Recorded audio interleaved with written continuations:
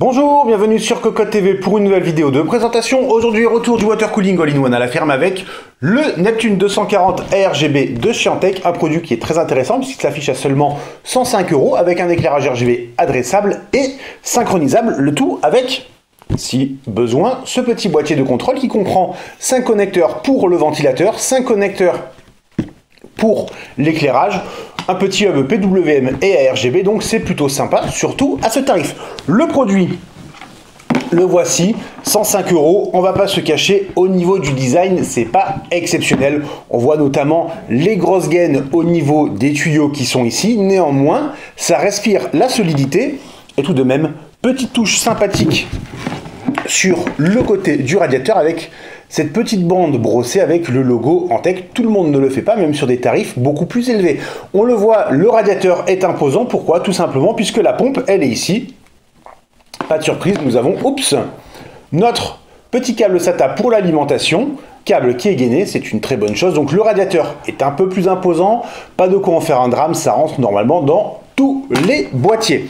Au niveau du waterblock, nous avons aussi une petite finition brossée dessus avec un logo Antec. Physiquement, on va le dire, on n'est pas fan. Ça nous rappelle un peu ce qu'on pouvait avoir sur des boîtiers il y a une dizaine d'années, des boîtiers très agressifs avec des looks de robots par exemple. Néanmoins, une fois que le produit est allumé avec l'éclairage RGB, c'est tout simplement très joli. On le reconnaît, c'est pas terrible finalement comme beaucoup de concurrents, mais une fois que c'est allumé, c'est vraiment sympa. Nous avons ici le kit de fixation AM4 qui a été installé puisque nous sommes passés sur de la AM4 pour notre plateforme de test. Et on le voit, la pâte thermique est déjà en place, elle est écrasée puisque les tests ont déjà été faits. On aurait pu nettoyer, on a laissé pour voir un peu ce que ça donnait une fois que la base était en contact avec le processeur. Bref. Pas grand chose à dire là-dessus.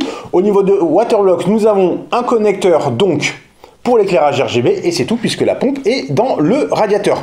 Au niveau des tuyaux, on le voit, ça bouge, il n'y a pas de souci. Néanmoins, hop, ça coince un peu. Est-ce que c'est un mal? On va plutôt dire que non puisque finalement ça nous permettra de placer les tuyaux comme on veut dans le boîtier, de les orienter et ça ne bougera plus. Le tarif, 105 €, on l'a dit, avec deux ventilateurs en éclairage RGB, aussi des ventilateurs qui sont orientés pour le flux d'air, puisque le débit d'air est quand même de 77 CFM, pour une vitesse de rotation qui monte à 1600 tours maximum, ce n'est pas très élevé.